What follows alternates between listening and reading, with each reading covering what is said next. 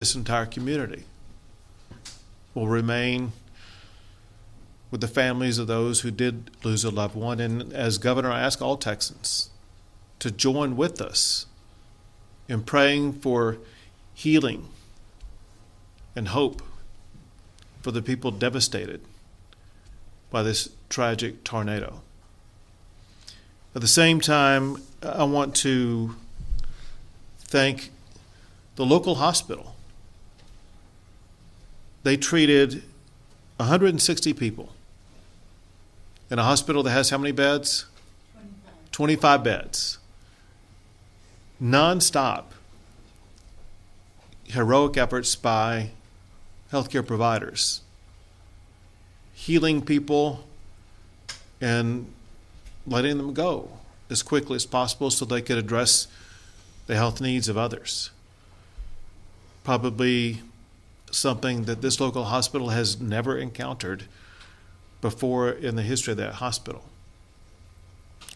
One thing that you see epitomized when you come into a room like this and visit with the local officials and the responders can be summed up in one word, and that is resiliency. There is a remarkable strength and resiliency in this community. I know that they are going to rebuild because they have the spirit and the drive and the determination that is needed for a community like this to rebuild from such an unprecedented amount of decimation. I heard from the mayor. First thing the mayor says is something that typifies who we are as Texans. First thing he said is that Texas is a very special place. And it is. Because at times of events like these, Texans come together. We unite around each other in support of each other. And that's exactly what the mayor has seen, but also everybody else around this table has seen. They've been working nonstop, perhaps without any sleep at all. But they've seen every hour of every day others from around the state who are working with them to address their needs. That includes every state agency that can play a role in this process.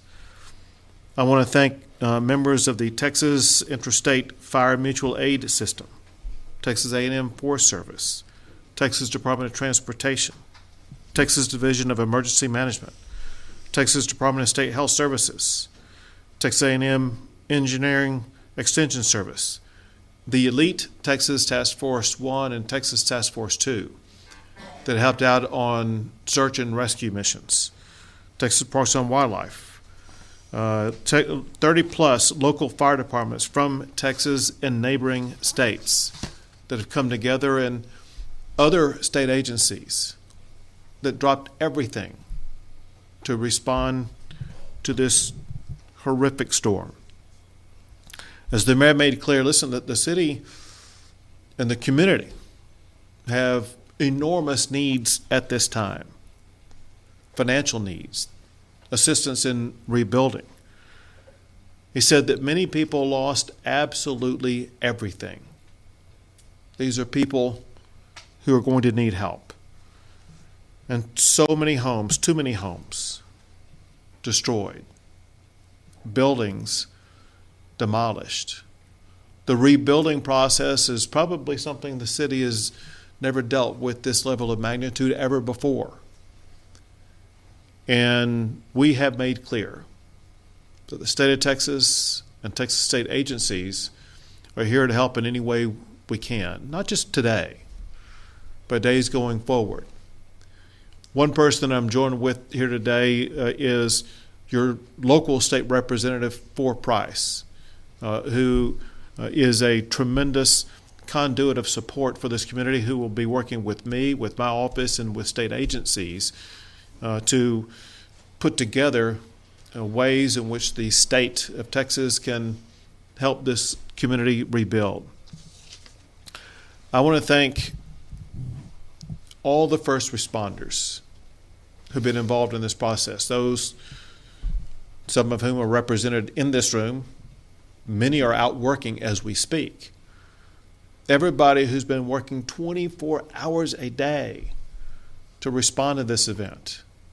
When you drive into town, you see truckloads of people moving things, cleaning up debris, people who are employees of government, people who are just lending a helping hand, people coming together to instill the beginnings of this community rebuilding relentlessly. And we will be there every step of the way to help one of the great communities in this state. One part that does that formally and officially is a disaster declaration. And I've declared it, but I haven't signed it. I'm going to be signing it right now. A disaster declaration made by the governor pursuant to the laws of the state of Texas that authorize this disaster declaration that will trigger all the resources the state can bring to bear, as well as other mechanisms such as being able to waive some statutory regulations that otherwise would slow down the process of rebuilding so that we can accelerate the ability to rebuild. In this disaster declaration, I'm including two counties, the Ochiltree and Cass counties, in this disaster declaration.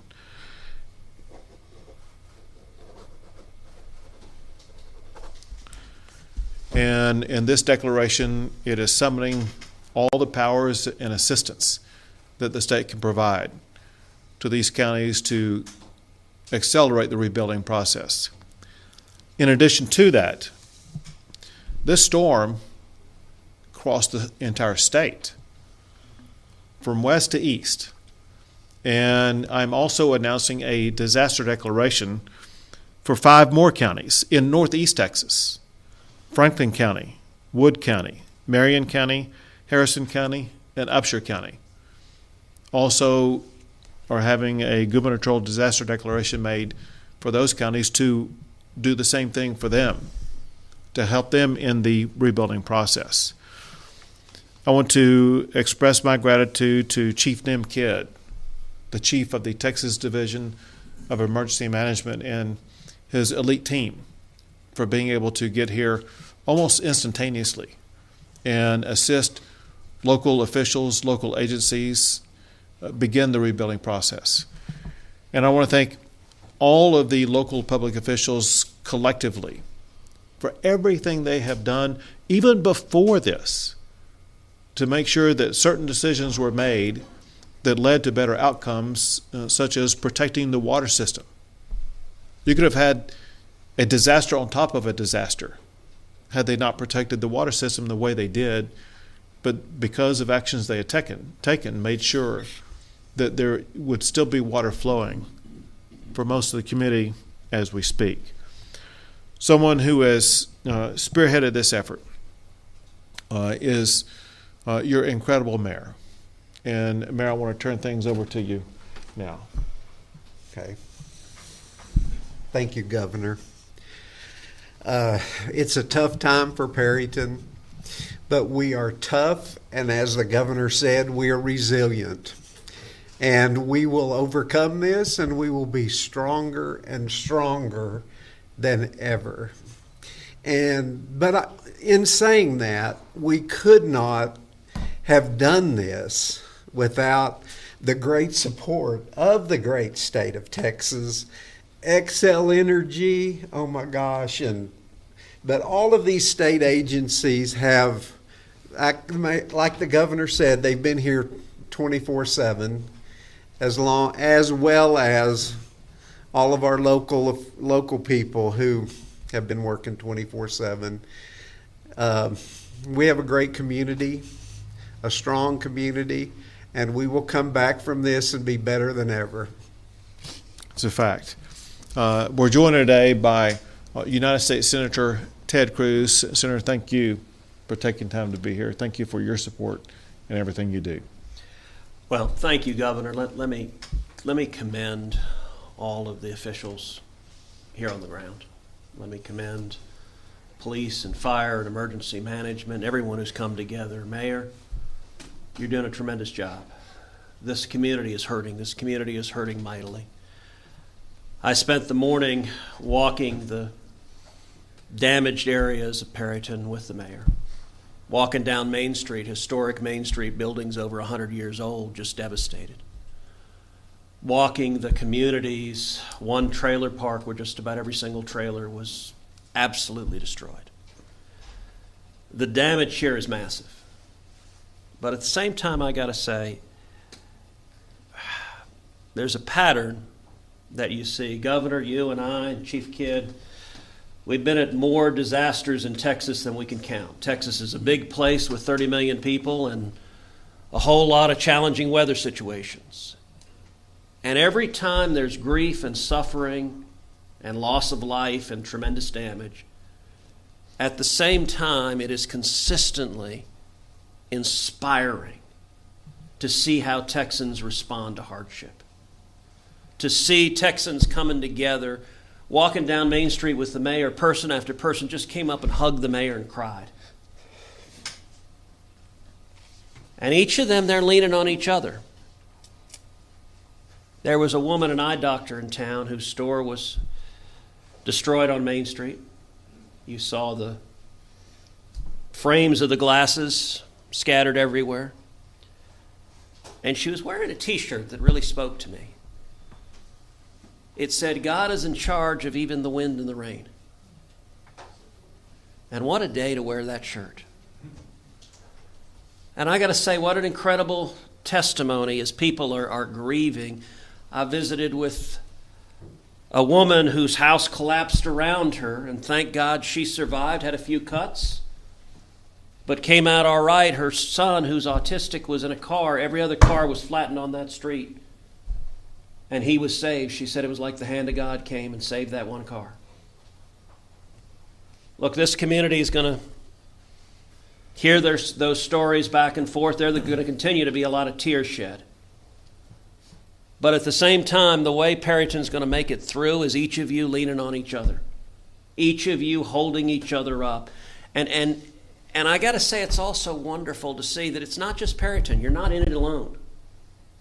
Texans from all over the state are coming up helping. People from Oklahoma are coming to help. People from Kansas are coming to help. As we were clearing rubble away, there were several kids from Kansas, a couple from Oklahoma who just came, headed on over, and they're all standing together. And at a time of tragedy, Texans stand unified. And so, Mayor, I want you to know the entire state of Texas stands with you. Texas is strong. Perryton is strong. And this community will come out of this stronger tomorrow than ever before. Thank you. And now the Chief of the Texas Division of Emergency Management, Kidd. Thank you, Governor. I want to say how much I appreciate our local officials here and our first responders, the men and women that live in this town that dropped their own families and their own personal safety and went out to rescue those others.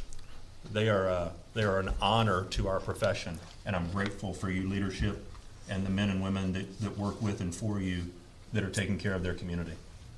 I got to tell you, as I was here yesterday and touring some of the area and making sure we had the right resources, Governor, I was humbled by the citizens of this town. The families that had just lost everything. They were not sitting on the curb waiting for somebody to help them. They were right in the middle of cleanup within hours after this storm passed. I travel this state a lot and do a lot of disasters. I have never seen that kind of local community support and commitment to help themselves and to get their lives back in order. And it's humbling to be in this community with you, and I'm grateful for that. We're not leaving. Our teams will be here at the governor's direction to support this city and these families and these communities as they rebuild and as they get their lives back in line. I got to tell you, we have another round of weather coming tonight. That message has got to get out to the communities, those that are out there working. We're set up for another round of severe weather, storms, wind, and potential tornadoes tonight. Our first responders are going to stay here with this community. We're not leaving. We will be here with you, and we're tied to you until you and the judge and the sheriff are ready for us to go back home. We're here with you. And finally, life safety has got to continue to be our number one priority. As we get into these long hours, long days, and long nights and working, we need all of the citizens that are out there to be sure that they're getting some work rest cycles in where they can. There is a lot of donated food. There are a lot of donated resources, and we'll continue to work with the city to make sure that those donations are accepted and distributed appropriately. Thank you, Governor. Very good. Thank you. We'll take a few questions. Governor, what struck you the most when you were out touring? And not just the damage, but seeing that people actually out already trying to get everything organized. Two things struck me the most. One was the magnitude of the damage. You know, I see a lot of tornadoes that do different things, but to see so much of a city or town destroyed the way that it was just shocking. But also the incessant response. There was a bustle of activity, of people working perpetually to clean it up and shape it up as quickly as they could. So it was kind of like the worst of worlds, but the best of worlds at the same time, with a city ripped apart, but people of that town not deterred, but determined to make sure that they were going to get their town back in order. Governor, I'm not sure whether this question would be for you, but one of the key things the mayor said is we're going to have money. Somebody that loses a house, loses a business, what, without getting too specific, can Texas do to help these people? Well, I will tell you there's a different ordering of events when something like this happens. The first is we make damage assessments and see who's been damaged, and issue about damage assessments is whether or not there's any type of insurance. And so we have to go through that calculation, and then when the damage assessments are made, there are several different avenues to go down. First, you'd look to whether or not we will be able to make a federal disaster declaration. Second, if not that, seek to tap into small business loans, SBA loans. There will be some other potential federal resources available, and then we can look at state-based resources. And that's one thing that me and my staff will be working on with Representative For Price to see what can be done at the state level, as well as other avenues. But we know without a doubt there's going to be a need for financial resources and being able to rebuild this community. And then along those lines also, I'll tell you this, and that is there is an outpouring of Texans that always step up and help out. And I think the mayor later today will be announcing online sites where people can go and make donations. I know there are plenty of Texans that are ready, willing, and able to step up and help out. Governor, what sort of response have you gotten from the White House, and have you been satisfied by it? I received a phone call from the FEMA director yesterday, and who offered the support of FEMA at the federal level. And also on the phone call was the regional director for FEMA, Tony Robinson. And so we discussed this yesterday. And again, the administrator for FEMA said that they stand ready to assist Texas in any way for any need that we have. Governor, what do you hope to accomplish with your visit here today? For one, I needed to see for myself what happened. That informs not just me, but I take that information back to the Capitol, and we'll be working with my team as well as with the legislature to make sure that Texas will be able to respond to this as robustly as possible. And there again, just to continue to repeat, my work with Representative For Price is critical to make sure that Texas as a state is going to be able to respond in the best, most forceful way that we can to the damage and suffering that this community is dealing with. And so being able to see that firsthand, but also getting to visit with the local leaders and hear what their needs are, hear what their response is, to be able to thank them for what they have done. But this is something that requires action, but at the same time is inspiring to see the way this community is collectively responding to this disaster. And Governor, your state is anticipating record-setting heat this week. Is the state ready, specifically the power grid, prepared to handle that high demand? Sure. So I've been in touch with the head of ERCOT to make sure that the power grid is going to be able to respond to what may be a record power demand. And he says they are. And there's been a lot more power added to the grid since last summer. Last summer, we set 11 new all-time records for power demand, and we were able to meet it with ease without any emergency measures whatsoever. And we believe that because of the added power, but also because of tools that exist now that did not exist before the laws that I signed last session, there's greater flexibility on the part of both the PUC and ERCOT to be able to summon the power that's going to be needed to ensure that there will be no shortage of power this summer. Two more questions, guys.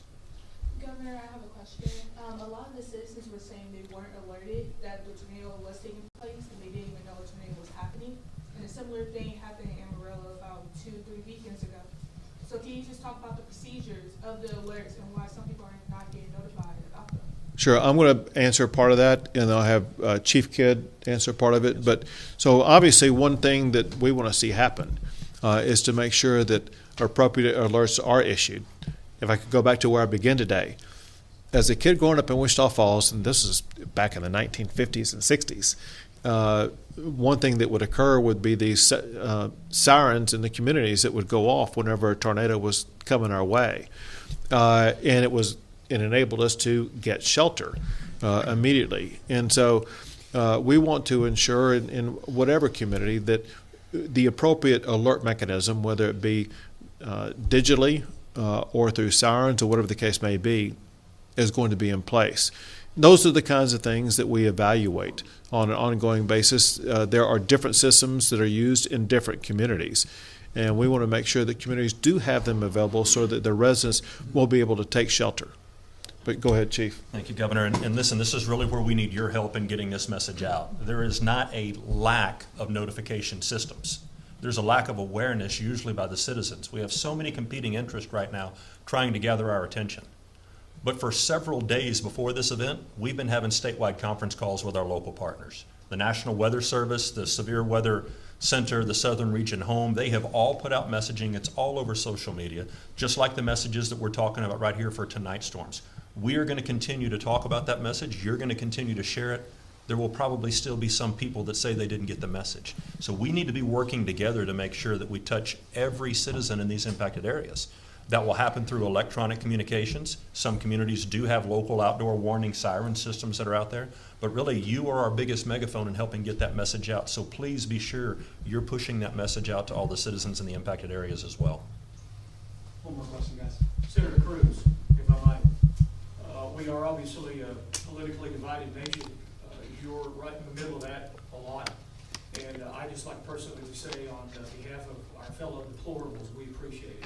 However, when something like this happens, obviously we don't come in as Republicans and Democrats or independents. We come as friends, as neighbors, as human beings, and we love one another, and those things are very minimal at a time like this. I wanted your thoughts on that aspect.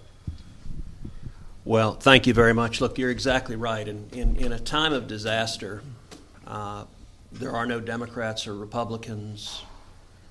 We aren't white, black, or Hispanic. We aren't rich or poor. We're Texans. And over again, you see that. You see Texans just stepping up and helping people. Earlier this morning, we visited with the woman who owns the local movie theater, the Ellis Theater, a beautiful classic theater that was badly damaged. And, you know, she was saying she didn't know if she's going to be able to rebuild or not. I hope and pray she is able to rebuild. And the mayor said that they're going to work to help her rebuild. But what was amazing is where we saw her, she wasn't worried about her theater. She was loading food because Tyson's delivered a whole truck of food. She was loading boxes of food to go deliver to families who need it. The mayor owns the local furniture store. His store was badly damaged in the tornado. He doesn't know when that's going to be rebuilt, but he wasn't out there worrying about that store. He was worrying about helping other people in the community. And that is a pattern over and over again. And I want to in particular emphasize the churches. Look, the role of the church every day should be helping those in need. But especially now, especially in a time of crisis, that the church should be showing God's love by providing shelter, providing food, providing care, going and helping people rebuild. And you know, Chief Kidd said this very well. This is not going to be over today or tomorrow. This is going to continue a long time. And it's going to be the community, it's going to be the church, it's going to be Texans helping Texans. And you know, this morning the mayor and I were talking to a bunch of young teenagers and 20-somethings that were out volunteering, and a point that was made exactly on your question was, you know, there are all sorts of things that divide us, that we argue about, that at a time of crisis somehow don't seem to be nearly as important as they seemed yesterday. And that's a good message for all of us to remember. Chief, can I clarify, follow up on her question? It's important, the alert system. So just to be clear, did any alert system fail, period? Or is there an app that folks need to download that maybe they didn't get that message? Is there any outdoor siren system? Did that work? So for the local siren system, local community, I'll turn that back over to the city. But I'll answer the first part of that question is, there are multiple mobile applications, whether it's the Weather Center, any of the weather apps that are out there online. I mean, my phone has 4 or 5 of them that know where the phone is, and any severe weather alerts in that area put out by the National Weather Service go to that phone. We would ask that you help us get that message out, maybe give some examples of some of those apps that citizens with smartphones can download. The National Weather Service had been pushing a lot of messaging out about the potential for severe weather days before the event. We know that has gone out to media outlets and to our local partners. What we need help is getting that message to the citizens. Great, thank you, everyone. I'm sorry. Yeah, The outdoor siren, that's important too. Yep. Can we go ahead and get that, Andrew, real quick? Sure. The city of Perryton does have did have a functional outdoor siren system. We do have procedures. It was we activate when verified by on-ground spotters, or when any time the National Weather Service issues a warning. We were under a watch at the moment that they went to a warning. Our people when they went to activate, we lost power throughout town. So it failed? The siren system failed? With loss of electricity at the moment it hit. Thank you all very much. Thank you. Good one.